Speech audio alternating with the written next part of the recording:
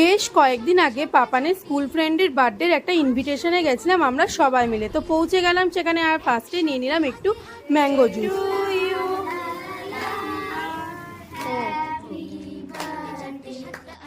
Cake কাটিংয়ের পর ওরা বন্ধুরা সবাইকে কেক খাইয়ে দিয়ে আমিও নিয়ে নিলাম একটুখানি কেক। দেন সবাই মিলে একটু গল্প আড্ডা দিয়ে বাচ্চারা একটু খেলছিল।